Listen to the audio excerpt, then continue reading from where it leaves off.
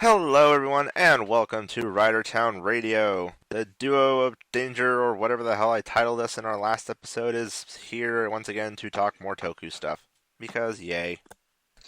Yay, ghosts and animals and spheres. Indeed, yes. We are doing a double-ish episode catch-up thing, because we didn't have an episode last week, so we have Ghost 40 and 41, Zyuogher 21 and 22, Orb episode 2, because you forgot to watch episode 3, Yeah. and because it's a thing that we also need to cover, we're talking about the... What the hell is the title of that thing? Cho Tyson Movie War Genesis something or another? The Ghost Drive Yeah. crossover with the ridiculous name. We could just title this episode Three S's and a G. Spirits, Squares, Spheres, and Genesis.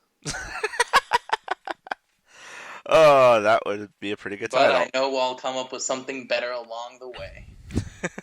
Oh, yes. Well, we have another episode where we have like 5 or 6 titles and only one of them ends up getting Yes. used. We'll find out.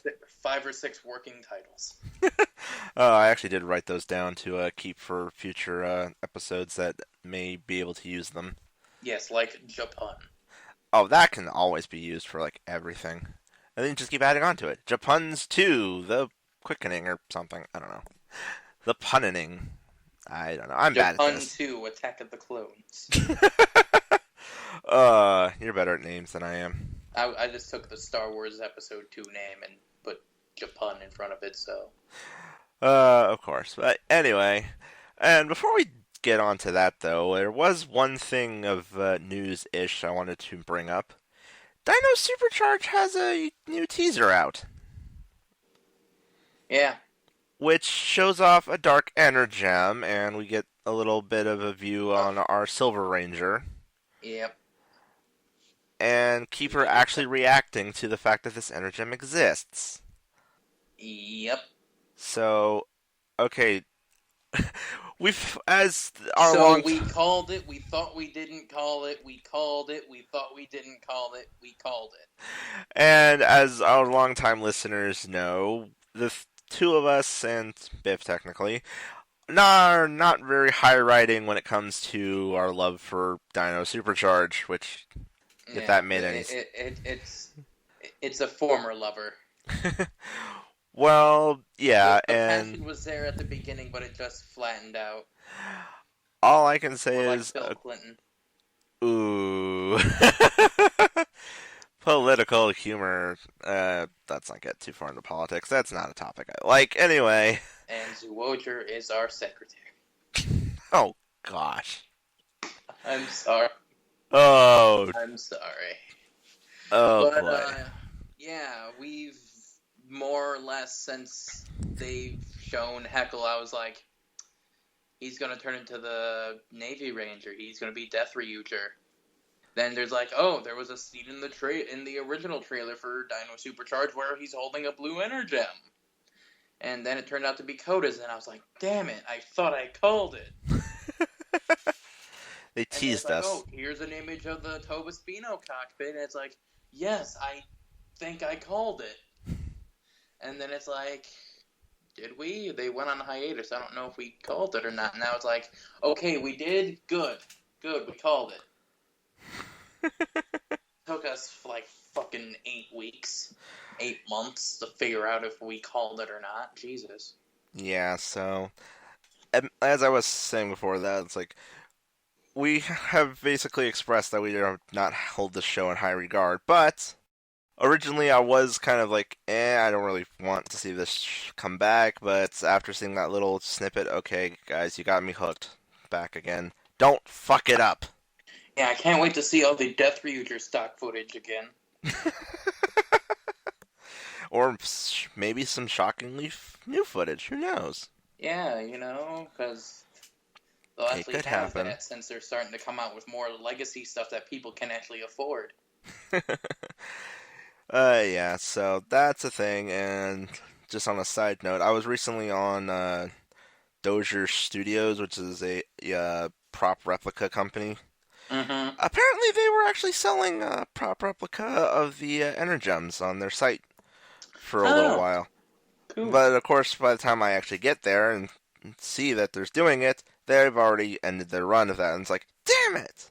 Of course. And they even That's had gonna be something like Premium Bandai is gonna, or not Premium Bandai, but like it's gonna be like a San Diego Comic-Con exclusive next year, along with Tommy's Brachiomorpher in black and gold. Oh wait. But yeah, no, it's just like I just like on there and it's like see it's like, ooh, Energems sold out, runs over. Damn it! Yeah, it's like we need to make something for San Diego Comic-Con. We could take something that belongs to Tommy and make it look like it belonged to his last Ranger suit he wore. That's perfect. I'm so sick of that bullshit. But black and gold everything. Black and crap. I know what the next thing's gonna be. What? Black and gold Tiger Zord.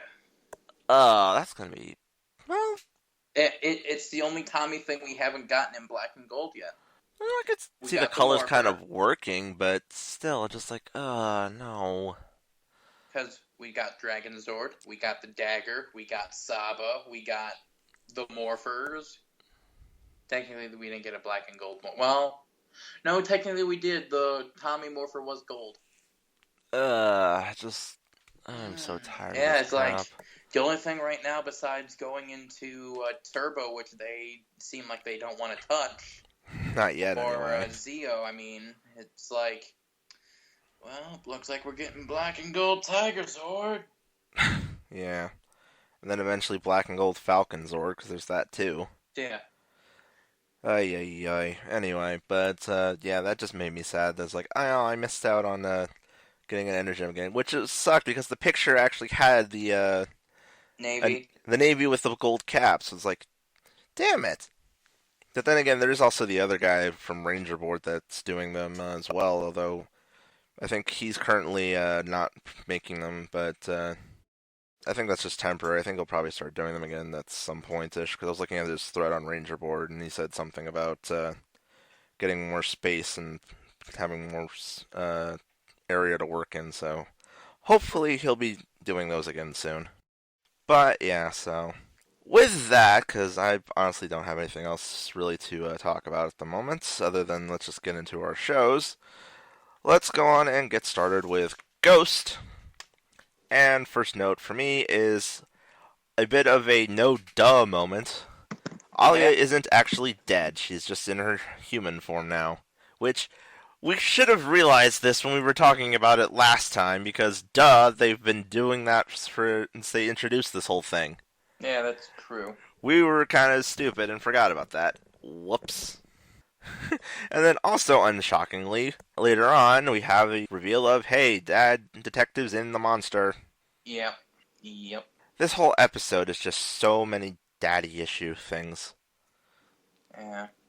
Because we have, like, once again, we have Makoto basically hammering the fact that his dad left them and kind of sucks. And then, you know, we have Alan even reflecting on his own dad. And then we have weird cut to Sage thinking of Makoto's dad, who's apparently dead and yet not, because this was an episode full of movie build-up. Of course. This episode was so weird. Both episodes were weird. Yeah. And I had like one of my notes is like, amazing they didn't try to air this on Father's Day because all of the daddy problems. They would, but they wouldn't get views because of Don't Hug Me, I'm Scared. Oh, jeez. That got a shit ton of views, and I don't care that it got a shit ton of views because that's a moderately decent YouTube series. I've only seen Matt Pat talk about it, but it just doesn't. They are the epitome of what the fuck. Yeah, I know. Just like watching a review and like seeing a duck getting ripped apart, and you have actual like guts and organs, like in a puppet, no less. And it's like, ew. Yeah, it's Tim Burton meets Sesame Street. Tim Burton and Quentin Tarantino meet Sesame Street.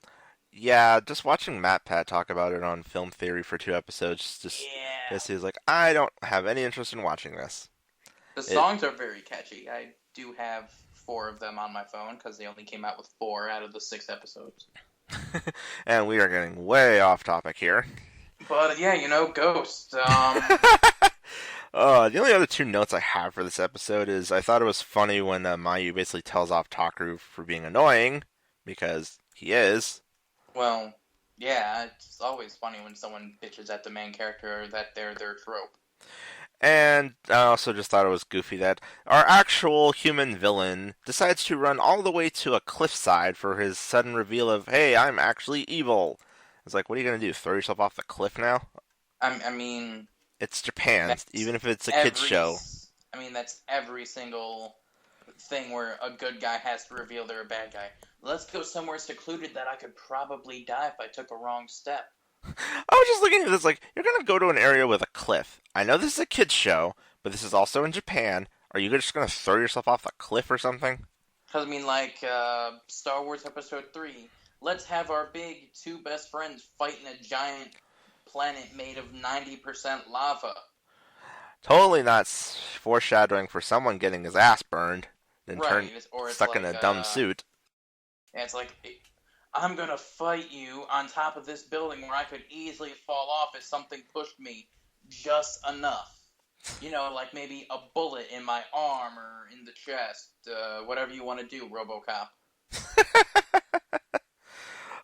But yeah, no. Episode 40 is very bland and kind of stupid, honestly. Yep. And then, if I remember correctly, the little side thing at the very end, which was just showing off more of the summer movie, was basically Sage sitting there going, hey, my problem, or whatever this is that I was doing, it's come back to bite me. Well, fuck. Well, shit. I didn't go and repo that other belt. Damn. Whoops. Yeah. Now that I think about it, that means that there's technically 4 ghost drivers. Technically. Because there's the bag driver, the Spectre driver. No, 6. Or no, Yeah. 5. My bad, 5. Yeah, because Bag, Takaru, Makoto, Dark Ghost, Makoto's dad, and then, yeah. Yeah. And I guess technically Nazi Makoto. Yes, Nazi Makoto. Because we haven't technically gotten to the resolution of that plot yet. Ay. Anyway, but yeah. Anyways. Yeah, episode 40, it's stupid. And now episode 41, now there's yourself some plot right there, you know. We got the stereotypical, oh man, blah blah blah blah blah blah blah, icon possesses a person, bitches at Takaru, then goes away. Well, yeah, something like that. So, the episode opens with, like, it's another one of those things where, like, everyone's reflecting on Takaru's fate, and also Takaru's thinking about how he's been changing all this time with, like, the weird voices in his head, he can hear memories and whatnot. I have a theory about the voices in his head, but there is nothing to back up my theory. What, you think that's the Great Eye talking to him or something? I think it's his mom. I suppose. Because think about it. Infinity has like a weird veil thing. We don't see or hear anything about Takaru's mom in the show. Yeah, they have not have a mom since he has a dad. Yeah, that is a good point. They've never mentioned his mother at all. Like, so I think his mother died, and that by a Ganma or some ghost shit, and that's why his dad fought ghosts, and then he died in, depending on the canon you want to believe in, either the movie or the show, dies and then eventually turns into an eyeball. So, hello, Supernatural. Yeah.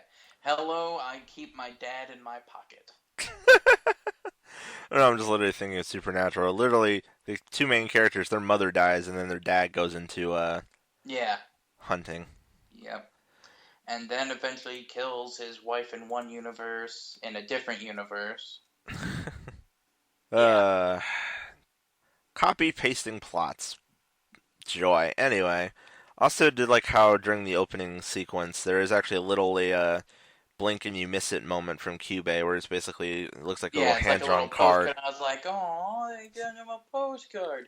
He's still kind of in there to piss Lane off. Yay. But yeah, as you alluded to earlier, we have Akari getting possessed by Beethoven, which was actually kind of amazing, I'm not gonna lie. Just watching him yell at everybody. Yeah, and then Urison went into it as well. Yeah, Yurisen was cosplaying this episode. Like, at first Twice. was, yeah, like first wasn't it like Einstein or something, and then here comes the No, you know who he was cosplaying the first time? who? The scientist from episode 2. He had a bald cap on and everything. That's oh, that's amazing. And then the second time it was a freaking Music music note. note while Beethoven was rampaging in Akari's body. Yes, and sang lines from his, Fifth, yeah, of just going da da da da. which basically is the thing that the icon does in the driver. Yeah, like, the only thing that would have made it better is, like, I can hear perfectly. I can hear you whispering, "This is a me." That would have been funny, yeah. I mean, hell, we got I Am Edison, so who knows? But, yeah. And we Beethoven also was more or less like, you guys gotta stop being a little bitch and accept the rage in your heart. And in the back of my mind, I was like, isn't this how we got a supervillain? speaking of supervillains, or sort of anyway, we have the return of Makoto clone. He's kind of Yes, disappeared Nazi for a while. Makoto. He kind of just disappeared for a while. Now he's back. Oh, yeah, they're done shoehorning in a whole bunch of Spectre backstory for the movie. And now the rest of the crew know that he exists. Yeah, because, it's not like his sister could just go, by the way, guys, I saw Makoto wearing what he used to wear all the time, pointing to Alan, like, I saw Makoto wearing what he used to wear, the weird, like, very not what we used to work with back in the 40s kind of outfit. Yeah. And it looks like that they won't be able to get back into the Gamma world for a while, considering they tried that. Because we need to make the show 48 or so episodes long. Yeah, it was basically it's and because the main villain's coming to the human world to go fuck shit up. yeah, because basically it's like everyone's worrying about Takaru, so Spectre's all like, "Hey, I'm gonna call up Grandpa's Ganma counterpart and see if he knows anything." The kids are saving Takaru. Takaru. Really interesting thing where it's like, wait, you can just call him with your cell phone? Yeah, I was confused with that. I was like, wait, you can call with the cell phone? Then I realized, oh, that's the Cobra phone. That makes sense. Right, I mean, like, it's the Cobra phone, but I was like, you can call other people than just landlines and Takaru's bird phone. Cool. Well, as we establish in the movie, he can call across time, so... Yeah, and then there's also the thing where it was not Sage was answering that phone call on an icon. Yeah, that was interesting, to say the least. I was just like, is there anything these things can't do? I have no idea. I mean, besides give us good plot.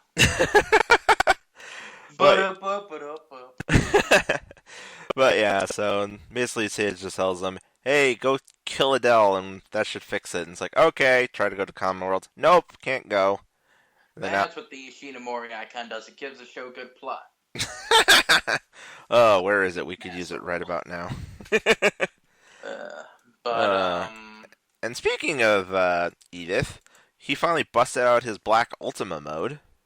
Oh, yes. And that was cool. Actually see him trying to fight back. Yeah, I was like when I saw it, I was like, oh, it's on. And then he got, like, the shit kicked out of him like a little bitch, and I was like, come on. You couldn't have at least let him hit him a couple more times before knocking him out horribly? I also love... I get that he's old, but so is Adele. I also love how basically the fight between Adele and Edith starts in the Gamma world, ends up on Earth, and then we have our trio of heroes interrupting. It ends up on Earth in the most badass way, though. Yeah, because they're falling through the sky. Yeah, because it's like, you know what? I'm not going to fight you here. I'm going to tackle you through a portal into the middle of the sky and beat your ass. That was really cool. And it instantly goes downhill. Yup. As he turns into the Flower Child. God, the mask looks interesting. It's just all the bulbs around his head. Yeah, the giant plumage around his neck is really distracting. Yeah, big time. But I also did like how we had a super speed triple henshin It's like because our three heroes find these two fighting, and then it's like they jump in the way of a blast, and it's like they're moving at super speed while henching or something. Or no, they hit their henshin, and then suddenly there's blitzing in super speed. It's like, There's two jokes I can make with this. I don't know which one I want to make. why not do both and see which one's funnier? Do I want to go really? Do I want to go old in insects or new in cars? I don't When know, I up to first you. saw it, I was like, clock up or speed, speed, speed. Because it's both, like, both of those work. what the fuck? How are you getting over there that fast? Driving Kabuto icons. Come on now, guys. Well, let's be fair here. If Kabuto was involved, Adele would be dead. I mean, if Kabuto was involved, he'd tell everyone his grandmother used to say some weird shit, and then he'd go on and do some other shit, and then cook some food. Kabuto. Kabuto in a nutshell. Anyway, yeah, this was pretty much the backstory of all the shit episode, because basically everything is Edith's fault. Well, Kind of. yeah. There is one thing I did notice in the next time that I'm kind of excited for, but I'm also kind of confused about. I think we saw Edith in Sage's outfit, or Sage just acting really drunk and telling them all thank you. I don't know. We'll find out. Either way, it'll be interesting. Oh yeah, you have basically the magistrate Edith apparently invented the Gonmisers as a guard against the Great. People trying to get and unlock the Great Eye, which apparently chooses who it wants to use. So why would it need someone to protect it if it chooses who it wants to use? He's also apparently the one responsible for the icon system in general.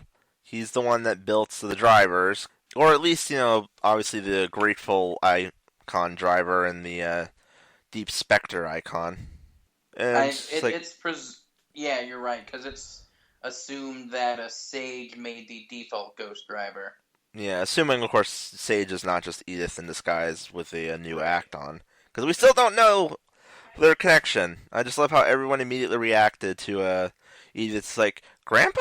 Nope, not Grandpa. Yeah, I like how even in this episode, one of them was like, hey, do you have a twin brother? And I was like, it's probably true. Well, we will find out eventually, hopefully. I really hope it's not what we thought of, where it's like, well, maybe it's him and Urison put together is Edith, and then when they're separated, it's Sage and Urison. That is a weird idea. I know, but I mean, it's not the stupidest thing. I mean, hell, there's a Kamen Rider that's two people stooped together. Yeah, I know. But yeah. Another guy who uses spare change to fight monsters, so having two people have a split personality that involves fusion isn't that far off of the course. Yeah, that's true, but we did have a belt become a Kamen Rider, so yeah. But yeah, basically it turns out this whole thing is essentially the creations of a scientist going wrong, and now he's trying to fix everything. Because, that's usually how these types of stories go. Man, it's like Frankenstein. I fucked up. Someone help. Crap, Basically. I'll have to do this myself. Basically, yeah. Yep. Yeah, so that, actually, hold on, what was the, alright, the short, summer scene for this episode was basically just, once again, Argus, saying, we need to gather all the icons, and then sending off his, trio of Necrom Rangers. Yeah. It really wasn't anything special other than just, like, scenes from that village or whatever. Mm-hmm. I will say I'm a little disappointed the quote-unquote female rider suits don't have like a more female figure to them, and that they're just the male suits. Yeah. Because like with Necrom Pink and Necrom Yellow, it's like those are just dude outfits. Come on, you could have done something to make it look different. You could have actually made it look like the person in the suit has tits. Exactly. If they don't, you could make it look like it. Oh well. Honestly, I think the last time we even had a rider costume that remotely did that was probably Malika or Nadeshiko. I mean, hell, with the Actually, was with it? Nadeshiko, it's kind of requisite considering that one's a skin-tight spacesuit. Yeah, and like same with like Kivala, Oh, that's true, yeah. but it's like with I'm just gonna call her Peach. With Peach, the literal arm, like the Peach arms, literally has boobs molded into it. Yeah, which... Is kind of weird. Well, I think it's also because that's an actual chick in that costume. Well, Whereas, like, yeah, sometimes when it's, it's a dude in a thing. Yeah, yeah. I've seen gifs of that. And the skirt's just basically hiding the crotch bulge. Yeah, Because, duh. you know, Yellow Ranger. But, yeah, so... That's Ghost. I honestly have no idea what to think for next episode. It's like... It's very vague. Hey, this is some stuff about Sage, and here's some more Makoto being pissed off about his dad. Ooh, can't wait to see next episode. I'm gonna be so glad when we're free of this program. That's all I can really say with Ghost at this point. Yes, we say that, and then it's gonna be like, man, this gaming show is really taking a very slow time to start. Well, you gotta spend the first hour letting the players get used to the controls and learning how to play. Yeah, or for some people, more than that, even if they already played the game. Like me, trying to replay Tron. Good God. Fucking 3 hours just to remember how to use the different discs. God, I feel horrible. Anyway. Anyways, squares. Yeah, to Zyuogher in episode 22. I love the beginning with the villains where Genesis is all just like, well, I lost my toy, but fuck it, let's get back to the fun. Blood Yeah, game resume! it's like, damn, I really wanted to mess with him more. Fuck it. Oh well. And then we have a scene with Misao giving the Zoomins their little plushies, and then Tusk gets all questiony with his equipment. Well, you know what that scene was for, right? It was for the kids to see all the toys they can buy now. Yeah, basically. Here's Cube Rhino, and here's Cube Crocodile, and here's Cube Wolf, and here's a Cube Gunrod, and here's a Zuo the Light.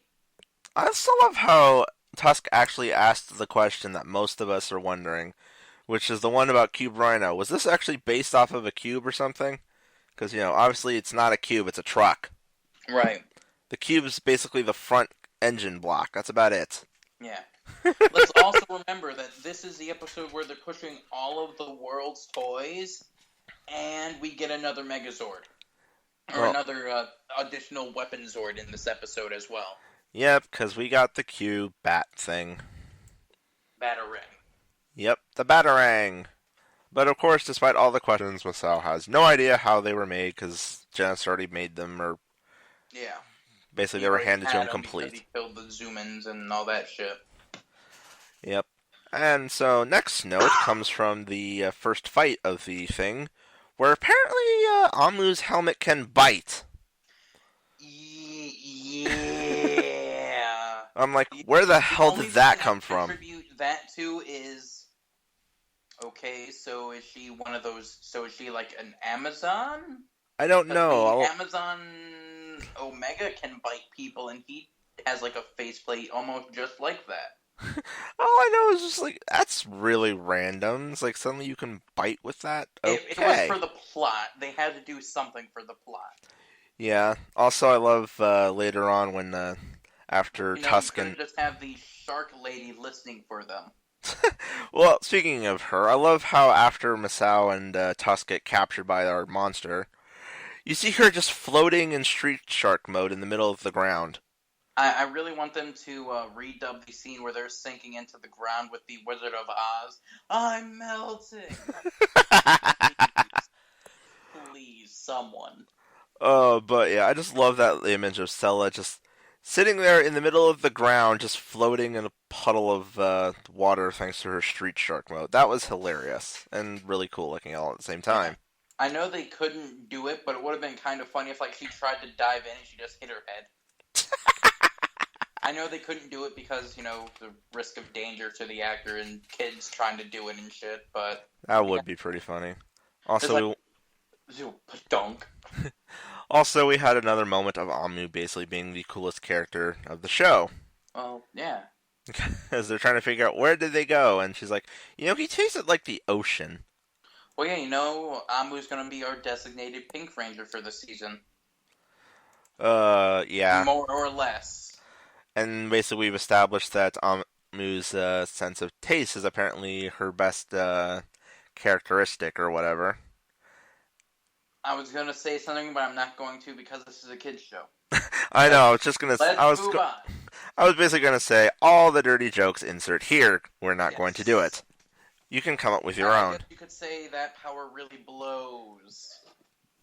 You could not resist, could you? That's the lightest I could make it. She's used to tasting salt. There, I'm done. I'm done. So, yeah, Misao and Tusk are more or less in this weird cave because the villain of the week is a prison dude, and his shoulders are lighthouses. Yep, and Tusk and Misao are quite a pair. Depression and bluntness. Because we have clinically depressing, clinically an asshole, working together. Yeah, because we have scenes of Tusk basically telling off the others for doing things, and just, I and then Cell is pretty much just like, "You're right, but you could phrase it better." Yeah, I mean, he is a dick, but he also has a point. So it's like, which evil do you side with? The he's an asshole, or the he has a point, but he's an asshole? Yep. And then you just take the Sarah route. You could be a little nicer, dick. Pretty much. And of course, because we have Misao being Misao, more delusions from the humans. Yay! I really hope they're. See, the thing is now it's like, I like them.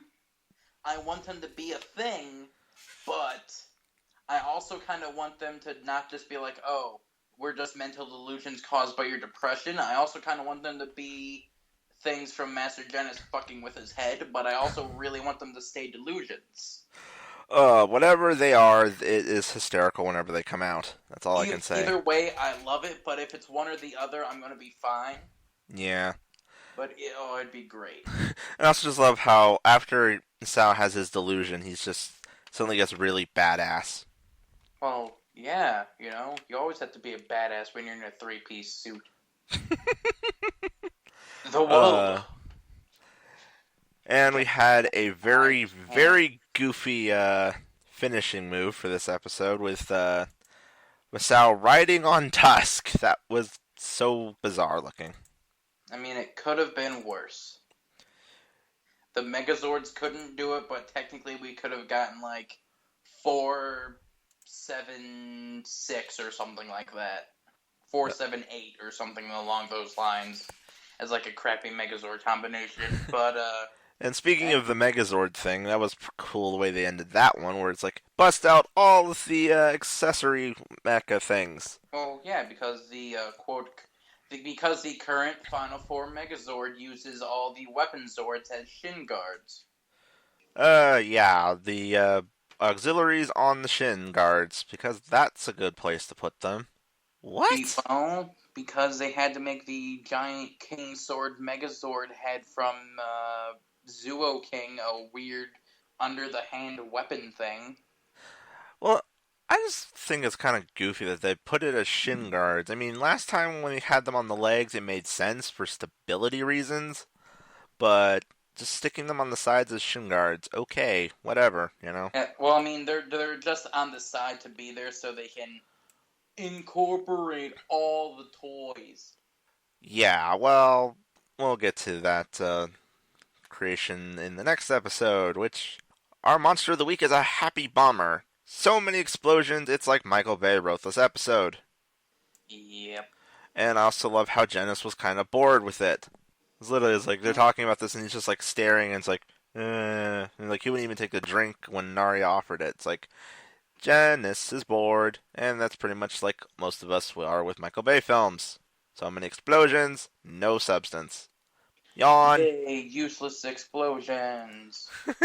potentially inadvertent social commentary on Michael Bay films or something. I don't know. I On just thought it was funny. action films in general. That too. Wow, explosion, explosion, explosion. I just thought What's that the was plot of the hilarious. movie again? I don't care. Explosion, explosion, explosion. Sexy women, explosion. I just thought that was hysterical. It's just like he's just bored. It's like ah. And as it turns out, Misao has a zoom in power of his own. His skin is really sensitive to bad things from Death Galleons. Yeah, because wasn't this also the episode of Everything I Touch Explodes? Basically, yeah, because he gets that zap and then boom. Oh man, that poor bicycle that looks completely undamaged. I know, right? Uh... And then I like how Amu was like, here, touch this toilet paper. And my first thought was, okay, how do you have just one roll of toilet paper on you? She got that one out of the packaging really quickly. Not only that, where's the packaging? None of your bags could hold a pack of toilet paper unless you got like one of those little 2x4. Or like the little 2 and 2 packs. Who knows? Maybe they do things differently in Japan when it comes to That is toilet true. paper. Maybe they just sell them like one roll at a time, like out of vending machines, like they do with ties and other things that we can't say because this is a kid's show. Even though we swear like crazy on here. Yeah, but that's just bad language. That's not safe for work content. Too true. But Like vending machines that let you buy women's underwear. Oh, whoops! I said it. Yeah, that's a thing in Japan. yeah. Along Anyway, with vending machines for new ties, because apparently wearing the same tie over again is bad for some reason. I don't know. But Oh well. anyway, speaking of Anyways, cubes and shit. speaking of the delusional ghosts, we had some more hijinks with those, and that was a very weird one this time. Yeah. Consider, At least those ghosts are cool. because it was just this weird conversation that they were having. Because it's like after they were, Tusk and Yamato figure out, hey, Misao has a zoom in power. Leo, Sella, and Amu, who were all kind of shitting on him earlier, start apologizing, and then all of a sudden you have like Delusion in his head getting all happy over Sella and Amu, and it's like, who is it? Like, I think Wolf likes Sella and Crocodile likes Amu, and then the Rhino is just indifferent. You would think it would be the other way around. I don't know. It was just so weird. Crocodiles are normally in the water, and wolves would be in the cold areas. Yeah, I know what you're getting at here. It's just like, I mean, hell, the wolf is literally wearing like a winter hat. I know it's so goofy looking. I feel so bad for that actor. It's gotta be so hot. It was just such a random little conversation, but it was so goofy. And apparently, Misao's fishing line is indestructible because he ripped a building out of the ground and launched it into space.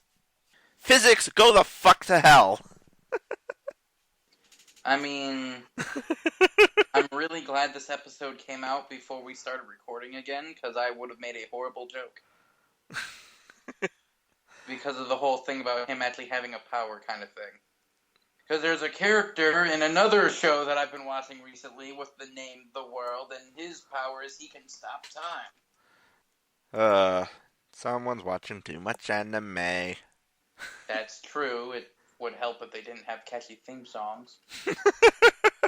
and end credit songs that are from 80s bands. Well, yeah, I was just watching this. Like, are they really, really doing this? Yes, they are. Oh my gosh, what the hell? I mean, it's hilarious and amazing in just the what the fuck levels, but seriously, ripping a building out of the ground with your fishing rope. What is that stuff made out of? Liquid adamantium? I would say it's made out of the same thing that Spider-Man's webs are made out of. Seeing as apparently his webs can pull a jetliner in the Amazing Spider-Man universe, when he's doing the research on him. Oh yeah, that's true. I remember that now. Now that you mentioned exactly where that was, it's like, oh yeah, that's true. But I don't think you can use that stuff to rip a building out of the ground. But then again, maybe a whole lot of it wound together will work. I don't know. That was I just mean, ridiculous. in a universe where in the next show over, a dude murdered an entire Ferris wheel ride just by poking at it. Yeah, it's just And where physics the are. main character has the essence of 3 dead animal people inside of him. Yeah, basically that whole scene was just physics go to fucking hell. Basically, Zuo of the World is the most overpowered motherfucker in the show. I know, right? I will say one thing though. Despite the fact that we didn't get more episodes with him being evil, I like the fact that now that he's joined the team, he's getting a little bit of a, or I should say, he's getting a lot of the focus in these last few episodes. But watching him work is really cool. Just watching him kick all the ass. Right, it's like when he's out of the world suit, he's like, oh man, I'm really super depressed and I suck at everything. But when he's in the suit, he's like, oh yeah, let's go, let's fuck shit up, yeah. You want to go? Okay, I'm going to shoot you with my fishing rod. You want to go? I'm going to shoot you with my fishing rod. You want to go? I'm going to hit you with my truck. I was making this joke on Twitter earlier today when I was watching these episodes. And I was like, so is Masao basically the Randy Orton of the Zyuoghers? I saw that. Which, for those who are not wrestling fans and have no idea what the hell I'm talking about, for one thing, Randy Orton's theme song, as of the last couple of years, has been called Voices. And it literally starts with him saying, I hear voices in my head.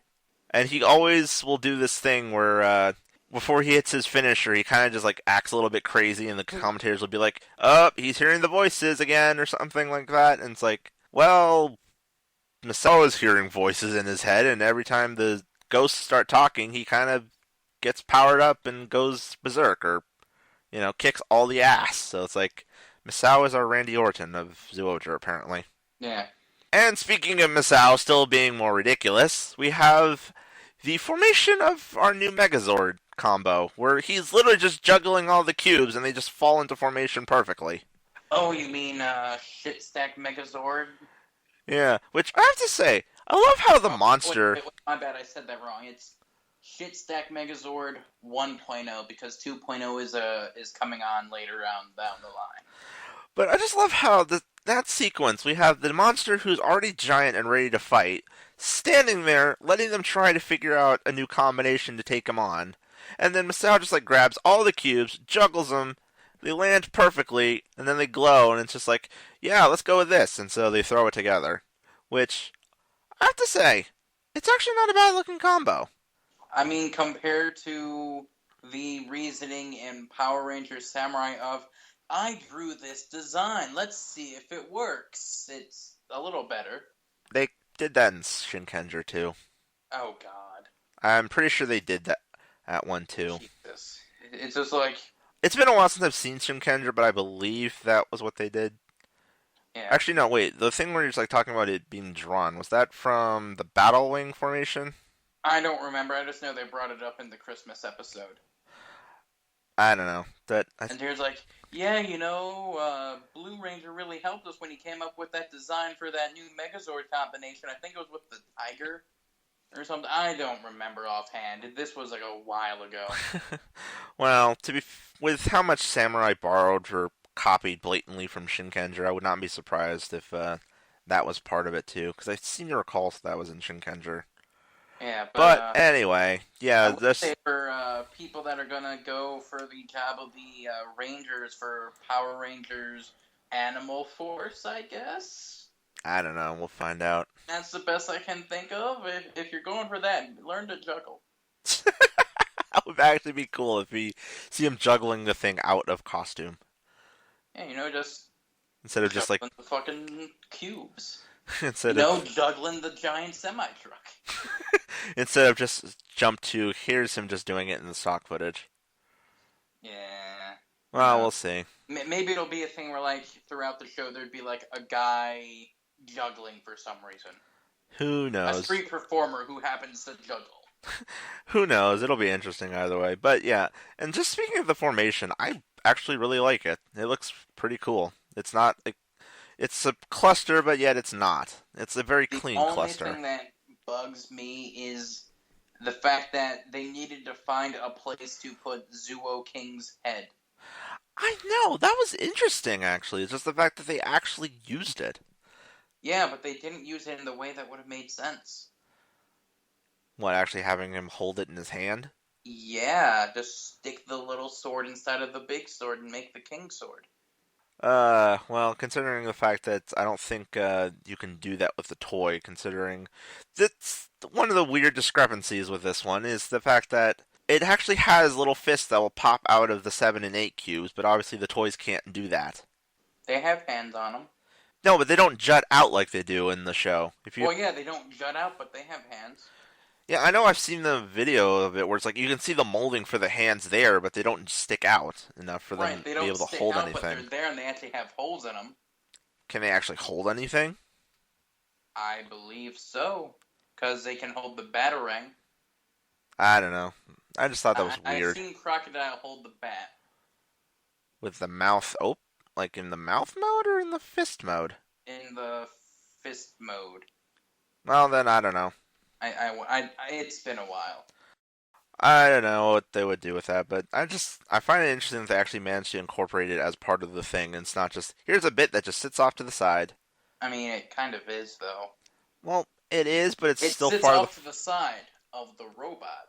it's still part of the formation as opposed to not being attached at all, like certain other Right. formations. Yeah. It would be interesting if, like, it spun around, kind of like a tonfa, Yeah, that would be cool. like a Geki Blue. Yeah, that would have been a cool touch, but oh well. Point is that I like it, although I do find it kind of silly that 5 and 2 just kind of sit there. They don't do anything. It's one, like, two of the blocks that are just there just kind of just sit there and you're just like, hi. And then It's you like have 5, 3 and 2, 6, and 1. More or well, less just sit on top of what is normally the Rhino trailer. and then you have 3 and 4 being stepped on because Yeah. duh. And then the Rhino nose horns things becomes the final Megazord head. Yeah. Although in fairness with 3 and 4, they're usually feet anyway, so they're used to it. Well, They're the bottom of the formations. yep, you're right. But yeah, so that's Zyuogher. And unless you have anything else, we can move on to our next bit. I will say I like how, well, I mean, it ends and they're like, oh yeah, let's go home. Oh Oh, yeah. Yamato, I didn't know you were bringing the war. Whoa, I didn't know you were bringing Misao over. I only made 6 plates. Oh Oops. no, depression. And oh yeah, I guess there's one other little thing we can bring up here is the fact that Zyuogher has started doing what Kyoryuger did, where if you send in, or at least if you're in Japan and you're a kid, if you send in videos of you dancing to the Zyuogher theme, they play it during the credits, I want which to is see kind of Gal Ranger and Geki Ranger do it, yeah, which just is so we can get animals. And you know who else I want to see do it? who. Takashi Hongo. Because it's the fucking Kamen Rider Henshin pose. Come on now. Yeah, that would be funny. But yeah, I just thought it was like, oh, that's cute. They're doing that again. Or at least any Kamen Rider actor. Please, someone, do it. Please. Just for the jokes. Yeah, and we also have they actually are using the second verse of the song in the dance mode, so Yeah, I was happy about that. I was like, oh, they're doing it. yeah, so that's pretty much Zyuogher. Let's move on to our Giant of Light. Fears. Yep, Orb episode 2. Oh, God, that was... God, he got really rapey in that episode. Yes, our villain character named Juggler. Yeah, because that's a very, very bad guy name. Uh, Ugh. Oh, God. so villain plot of this episode is basically just sinking buildings trying to wake up another monster. Yep, and it's using dragon ley lines or some type of bullshit. Yeah, some weird feng shui something or another. Something dragon pass, something. I think there's a board game about this you can buy. There's 2 of them actually. Yeah, I can believe it. And so that's basically most of the episode, just the SSP trying to figure this out, and then you have the few interactions of Guy and Juggler talking at each other, which honestly, between both of the episodes that I watched today, that was probably the most interesting part. I honestly do not give any shits about the SSP. Their antics are kind of just. They're there to move the plot along, they're not really that interesting. I have no Exactly. reason to care for them. Like, why? And then we got to see that Juggler hates the harmonica. Yep. I did find it interesting that there was a little comment at the beginning of the episode with Guy and that one kid, who then comes back at the end of the episode. It's like, does this kid just hang out in this one spot all day? Or however I long? like how he fucked up that pop, too. Well, I've never interacted with any of those types of bottles, so I have no idea how those work. Just, I haven't interacted with any of them either, but it's essentially like you like twist the neck or something like that, and it dislodges the marble. yeah, I don't understand why Japanese soda bottles have marbles in them. Like, what? Because Why? hazards. Because Uh, Darwin Awards. I don't know, but yeah, that was interesting. Just like guys looking at a building and commenting about how you used to be able to see the sunset from there. It's like, so you used to live here before you went And off on adventuring. wouldn't you know it, that's the next building that gets fucked up. Timing. And he's like, not bad. Yes, and of Like in the course, back of my mind, I was really hoping he was gonna go, holy shit, I did this. yeah. And also What our powers did this thing give me that I don't know about? and our hero's name happens to be Guy Kurenai, as we covered in our last episode. I believe you mentioned it. Yeah, we mentioned that before. Well, I'm trying to remember. Like, did we mention that on air or off air? I forgot. I think we mentioned it on air. Yeah, which Guy Kurenai. That is a badass name. I love it. Anyway, my only other notes for this one was apparently during the Ultraman fights, we have Jetta, the guy with the camera, running combat commentary. Which I'm like, Yeah, so that was kind of stupid, but so this turned into Geki Ranger? Okay then. like it was like, okay, cool. He's about to. What are you doing? I will say this though, from the following episode, like he's looking at their website that they post this crap on. Someone Mm-hmm. was actually making comments like, the commentary is unnecessary. It's annoying. And of course, he's still going to do it. Hey, it's like YouTube. Pretty much, yeah. It's the truth. Uh, and the only other note I had was just this one interesting shot where, during the middle of the monster fight, you actually see Orb through the window of an abandoned office building. So, was this fighting in the abandoned district? Because some buildings got pretty screwed up thanks to that monster throwing lasers through the dang things. Well, no, Takatora, Heart, Brain, and Medic were in the other room talking about how they can't see the Megazords.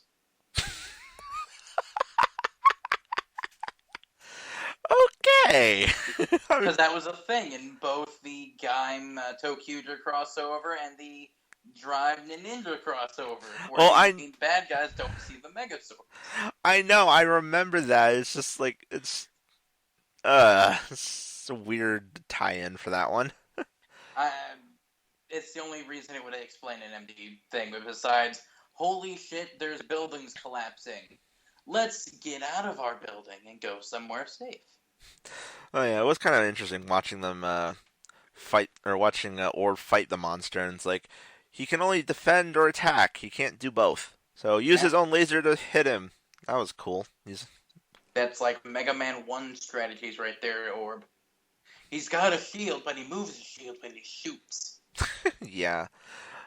I will actually say with despite what we just said about the SSP thing kind of being stupid, which it still is, I will say them being like the reasoning why we get backstory behind these monsters, that's kind of cool, I'm not gonna lie. But for the most part, it's still kind of dumb. Right. I honestly do not. They're there just so there's something for the kids to laugh at, as well as being like, oh man, this guy's really cool. Too bad the only thing you can buy for him is Spark Dolls. Or no, they're not even Spark Dolls anymore. They're vinyl figures. Yeah. And poor Ginga, he's finally outrun his use. Uh, and apparently, and this theme runs with the other episodes, apparently all Guy and Juggler are doing is just collecting cards. Yep. from the monster carcasses or whatever they are. So, Yeah. my question right now is, are they just playing a really extreme game of Pokemon Go? Like, seriously, what is up with this? It's mm,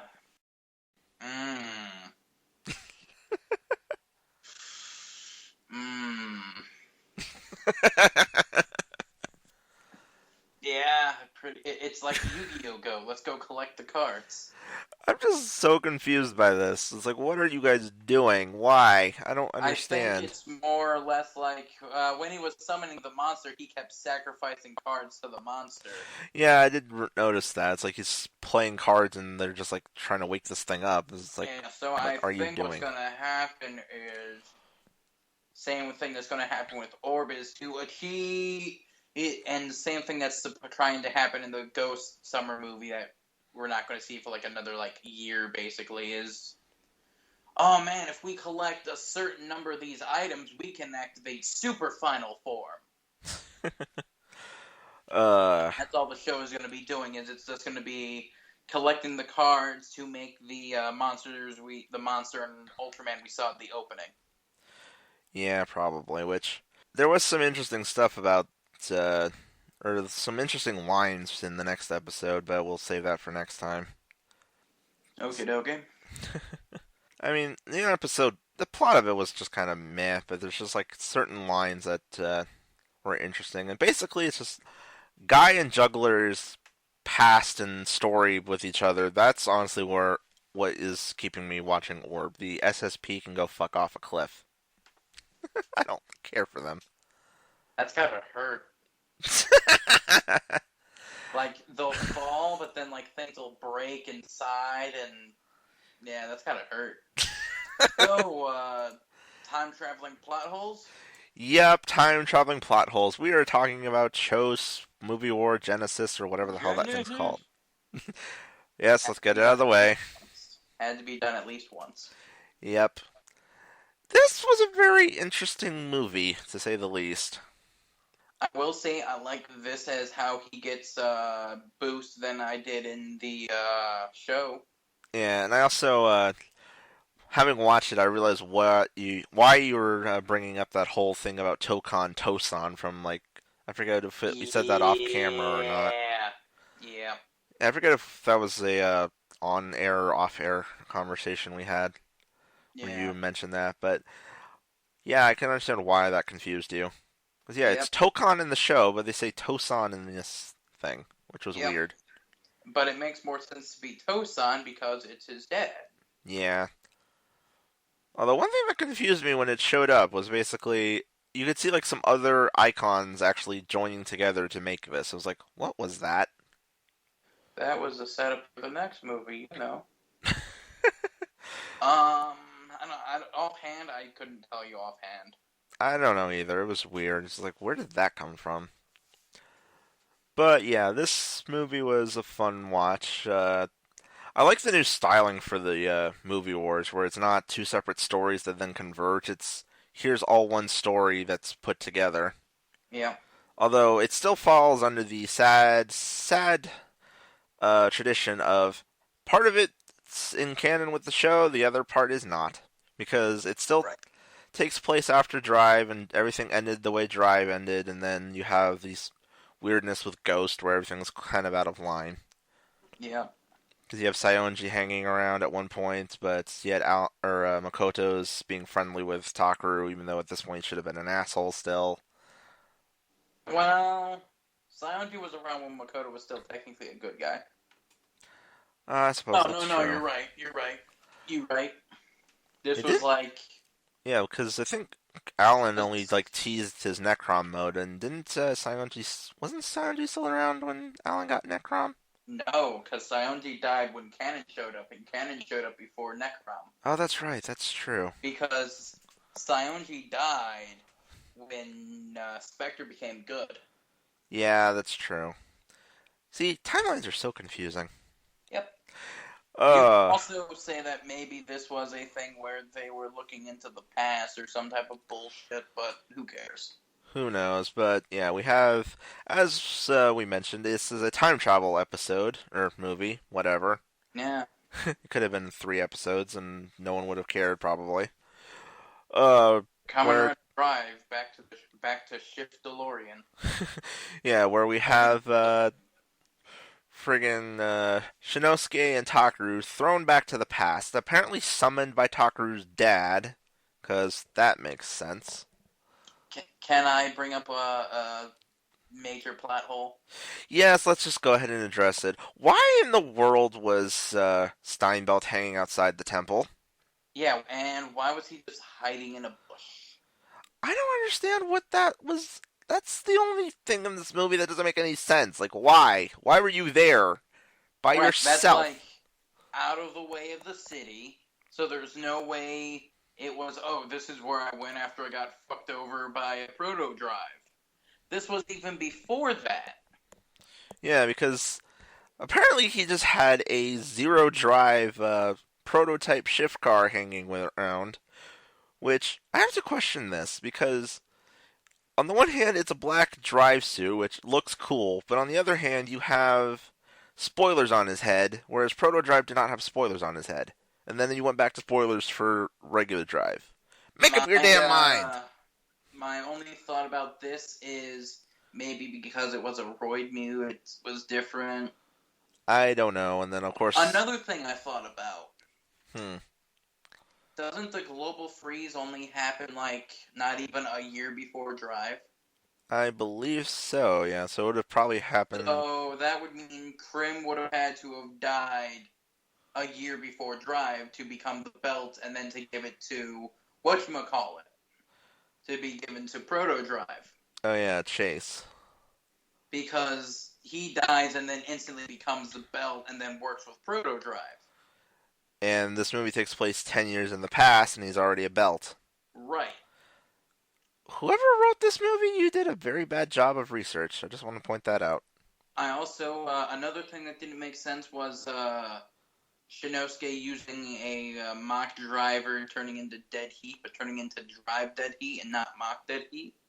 I'm just going to chalk that up to it's Shinosuke's genetic code or something. I don't know.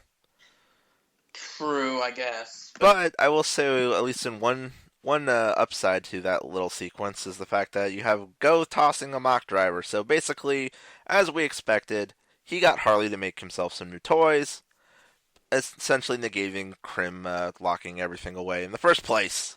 Yeah. I also feel like that new toy wasn't meant for Shinosuke originally. Oh no, you know for a fact he's keeping that for Chase. We know exactly who he was saving that for. Yeah. But it's like, this is an emergency. Here. Also, he got a whole new bike, and I thought the bike got locked away too, because it uses like the same tech. No, it was only the Trideron and shift cars. Wait, he didn't. No, I mean like his actual motorcycle. I thought they locked the motorcycles away too. For Mach? Yeah. You know, the ride crosser bikes. Mm, It's been a while, I know that, so I'm trying to remember, but I thought everything that got locked away was obviously Krim, Trideron, all the shift cars, the signal bikes, because they technically use the core drive year tech, the mock driver, and then the two motorbikes, or the motorcycles. Why am I flubbing this word so badly? but yet, they let him keep the signal bikes for the rider forms. No, I think technically the only one that Go held on to on purpose was the Chases, chase. that's right. Yeah, that's the only one that he did not give up because he's like, nope, I'm not giving this one up. I'm gonna try and get him back somehow. Speaking of which, Yeah, so because this is a time travel movie, we have it's shenanigans not with. even that. It's because this is something the villain can do, apparently. We have time travel shenanigans where the Roidmudes returned, and of course, with the Roidmudes returning, Chase returns. But not only do the Roid Mute return, they return back in black. Just play a. Dun-dun-dun. Just play Back in Black over their entrance, pretty much. Basically, Which Heart looks pretty good in black. Brain looks okay. Brain looks the same. Medic looks the same. Heart's the only one that looked different. Well, Medic looked the same. She was already wearing black, but her hair was different. Like, normally she Yeah, keeps it up, but Brain was the only thing that was different was he's wearing a slightly darker color because normally he was wearing like dark green, yeah, and then it's like Heart, holy shit, you went from red to black. yep. And he looks badass. Yeah, But then, of course, because time travel and because they're back, so is Chase, which that was nice to see yeah, him and I back. like Joe's response of like Heart, Medic, Brain, you guys are alive. This is great, and then Heart's just like, yeah, no, fuck you, we're gonna kill you all. Yep, because they're back in enemy mode. And then it's like, crap, there's no way us two riders will be able to fight these guys. Yeah, because since Takaru and Shinosuke are in the past, it's just the secondaries. Because they could turn back time. And then insert Chaser. Yes, and then insert, hi, I'm back. My name's Craig. I work at accounting. uh, yeah. So we get a nice Chaser henshin. Yep, which always nice to see Chase back. But of course, that also comes with a downside later on. Yeah. Because, as you can expect, eventually they fix the time problem and all the Roid mutes disappear, and of course that means Chase dies. Again. Oh, crap, you know what I just thought about with Ghost? Huh. The last episode, he tried to go in, when they tried to go into the portal, Makoto was using a certain icon. Yeah. His default. Yeah, the first time he's busted it out in how long? Right. And remember that thing I brought up a couple weeks ago? Refresh my memory, because it's been a About while. the reason that evil Makoto exists and why Oh. evil Makoto... Yeah. And how evil Makoto had the most badass transformation of, I'm just going to jump off of this cliff, go out of frame, and then run in transformed. Yeah. That was kind of cool, but okay. But yeah, back to the movie. They're all fighting the Roid Mudes and shit because why not? Yeah.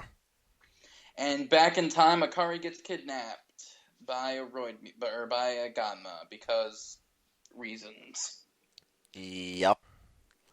And then he uses like a couple famous painters, icons. Yeah, we had Raphael, Michelangelo, and Leonardo da Vinci. Yeah. No Donatello. No. He was there in spirit. Well, I couldn't. Well, no, he wasn't there in spirit. Damn. But they're ghosts. But they defeat Shinosuke and Takaru defeat Donatello and goddamn Michelangelo and Raphael, then put the icons in a metal tin. And then bury him. Along with something else. Yeah, this was a very interesting thing for this because, like, in the beginning of the movie with Shinosuke, you see he kind of is acting nervous around Kiriko. Kiriko. Yeah, I was like blanking on her name again for some reason. It's been almost a year, man. It's easy to forget a name. And as it turns out, he wants to propose to her because they actually did get together as a couple. So, I mean, you think he would have popped the question already. It's not like they already went through hell and back. Oh, wait. and so they're basically burying these things as a time capsule type of deal, so the guys in the future will find it. Yeah, like a time capsule and if we don't make it, here's some things to help you guys. And he buries the ring for Kiriko, and she finds it. And it's like, that's a hell of a way to try and propose across time, which we also alluded to this earlier. Apparently their phones work across time. Yep. How, I don't know, but whatever. I mean, they can work between dimensions, as we've seen with the Cobra Mobile. Yeah. But yeah, and then on top, I love how most of this movie was basically, a lot of it was Takaru basically talking down to himself, like he's basically scolding his younger self. Yeah, it's like, we need to make up a good plot for a movie. How about we have Takaru be a dick to himself because it's a time travel movie? That's perfect. And I love how during the entire movie, his dad's like never once goes, "Hey, that's my son."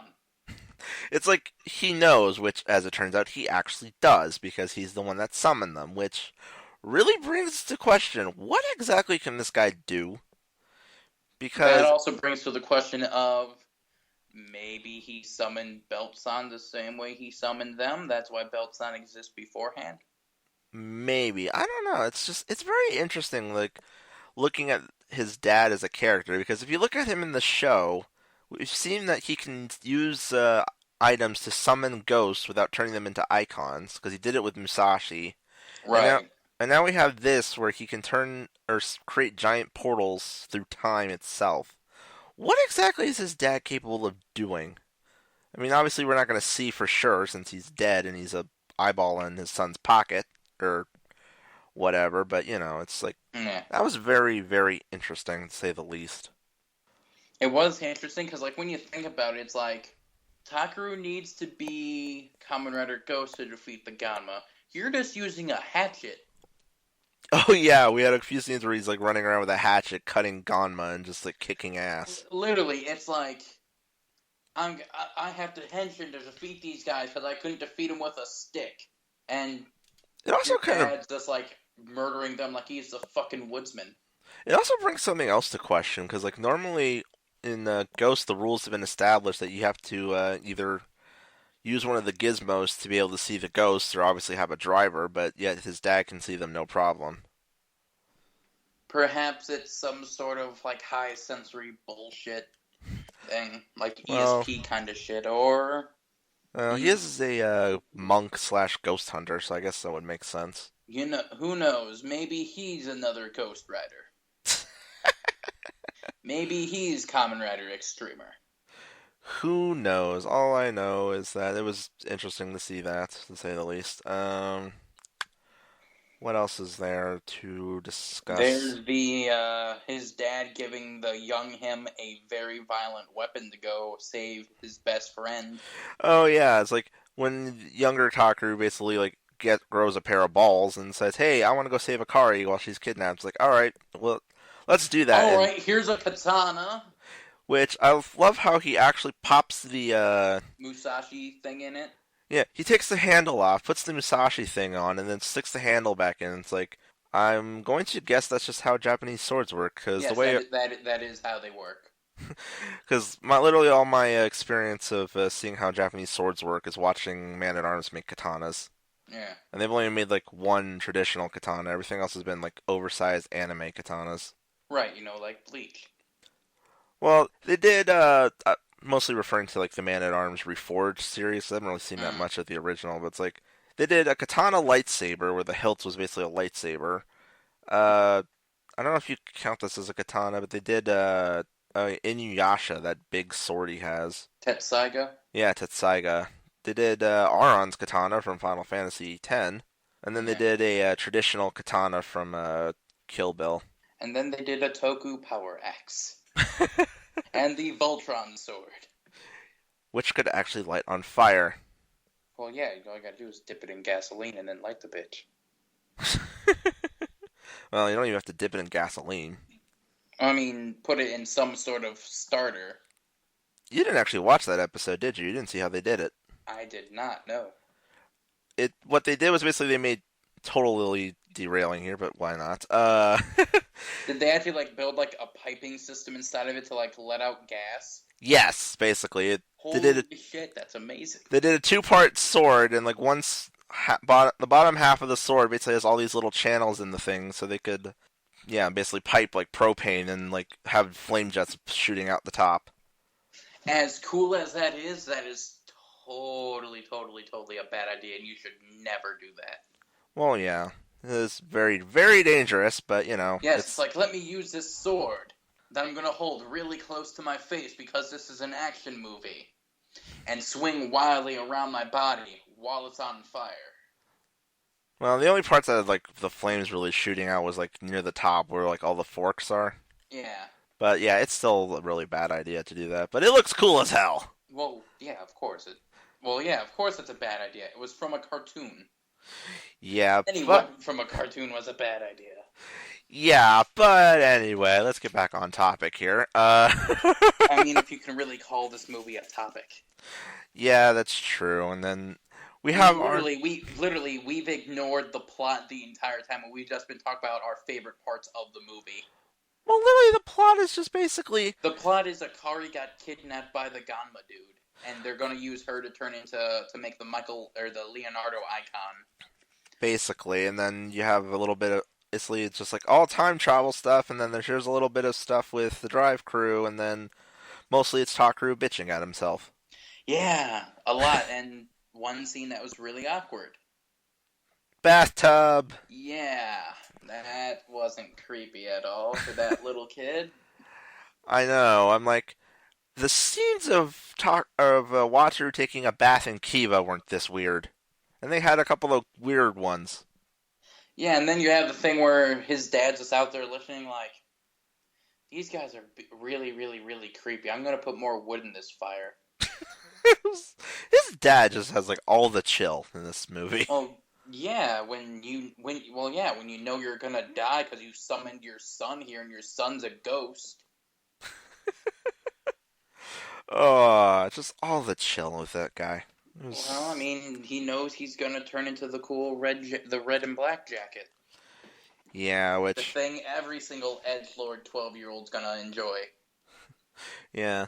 Oh yeah, one other highlight for the movie was just seeing the drive crew again because you had That was nice. we had Gen, we had Rina. Q didn't show up till the end of the movie, but whatever. I don't know what he would have done. You know what we didn't mention?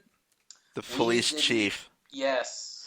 Because he I died. was right. He died. I love how Gen was like, it was an instant kill. Yeah, pretty much. It's like, here, Kamen Rider June, and then dead. Yeah, I'm like, wow, they actually reused that joke. Not only did they reuse that joke, they gave him Henshin CGI. Yep. And then there's that whole sequence with him and Sage in the afterlife doing bad jokes or doing bad impersonations of dead people. all Japanese comics probably, which is why it's not Something quite like as funny. That, yeah. I was just watching like, man, that's kind of fucked up.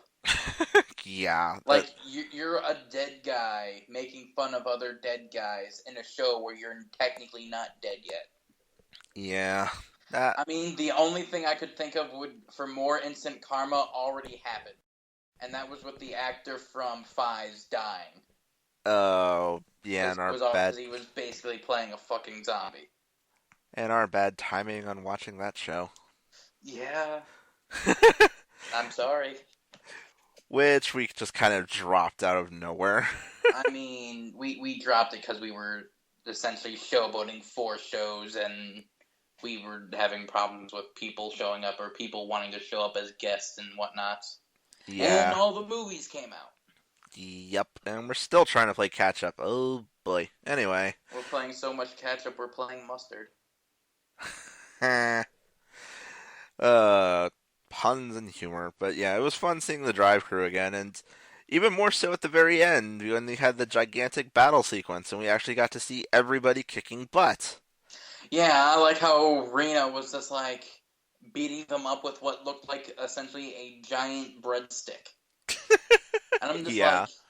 Rina and Akari, which they're the science sisters, apparently. Yeah. The only thing I was kind of hoping for, I was like, does Kiriko have her rider kick shoes, please? Sadly, I don't think she was wearing them, but she was still kicking ass either way, because it's Kiriko. Just, boom, kick. Yeah, that was cool. And then Onari was doing a little bit of butt kicking as well. Yeah, Onari was actually kicking some ass, too. And then, of course, you have the 4 riders going crazy. Yeah. And, of course, this being a Tyson, we have a giant monster thingy. With the most dumb fucking idea for a vehicle combo ever. Oh, yeah, sticking the ride boosters on the iguana striker. Let's put the helicopter go-karts on the iguana. Well, it's not entirely stupid. It made him look like a dragon. The only problem is you can't do that with the actual toys. Exactly. That's the only problem, is once again we have a movie combination that cannot be attained legitimately. Yeah. I hate when they do that. Of course. But yeah, they beat the giant monster thingy, and then it's implied that Krim decides to go back into storage because he actually comes out of storage He for also this says fight. congratulations, or like congratulations for the wedding or whatever, and I'm just like, okay. Assuming she's saying yes. I was That's really true. disappointed he wasn't his best man and just sitting there on like his tower with like a little bow tie under the belt. That would have been adorable. Also, I find it kind of interesting how the Krim in the past basically barely said anything. Like he was barely there. It's like once Well, he yeah, got he the, was scared shitless. This guy somehow knew how to use him. I know. I did like the one comment where it's like, man, this guy's really rough with me. Yeah, it's like, hey, you don't know where you're. Ow, hey, you're kind of rough. Which is, I also like how oh, the jeez. shift car came out of nowhere. Yeah, the shift car and the shift race were just Yeah, out of nowhere. out of nowhere. Common Rider out of nowhere.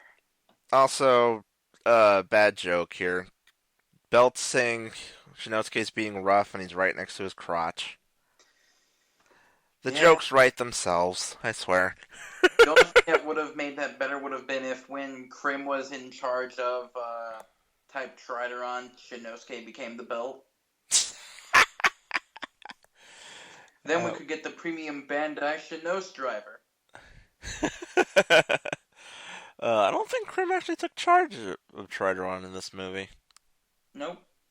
so that wouldn't have mattered anyway. I know, but it would have been kind of funny, though, in general. That is true, yes, I would agree. That would have been funny. But yeah, so we see Shinosuke and Kiriko, they get married, yay, and then Takaru and his buddies are there, and that was actually a nice scene just because you actually kind of have a bit of a handoff there, because like Shinosuke's all like, I'll leave the Ganma to you, and it's like, okay, you do your best to protect the human, Like, or keep the city streets safe kind of thing, yeah. and he makes a comment about how like humans can sometimes be worse monsters, and it's like, oh, ain't that the fucking truth? Yeah, looks back at the couple past riders that were literally fucking monsters. Yup. Kiva, Fies, Kabuto, Baron. technically, if you think of the one theory that everyone has. Uh, then you have Baron. Baron, Ryugen just because he's a dick. Gold Drive, in a manner of speaking. I mean, I know he was technically a belt, but he was But human he at was a one human point. at one point, yeah. So yeah. Overall, though, I do like the movie. I mean, the only thing that's honestly really was like a weird problem was basically just the plot hole of why is Belt outside the temple. And now that you mention it, how is he already a belt at this point? Yeah. But then again, I don't actually remember if they ever established when he becomes a belt exactly. Because I don't know if it was like during the global freeze per se. I think all I know is like it was at some point in the past because It was in the past before the global freeze because that was when he was prototype drive. yeah, we had prototype drive and they were building the roid buttes and stuff. So who knows exactly? I would have to go and research that because that's off of the top of my head. I can't think of that particular thing. Yeah.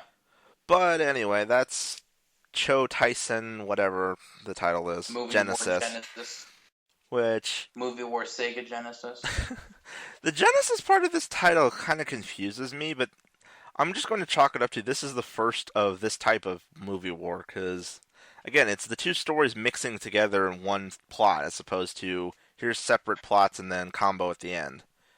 Which I like this new style, and I hope they keep doing it for future movie wars. You know what I think it is? Hmm. I think it's so that way when people look up Kamen Rider Genesis, it'll bring up the game too. Maybe. That Red War Genesis. That might be. That would make sense.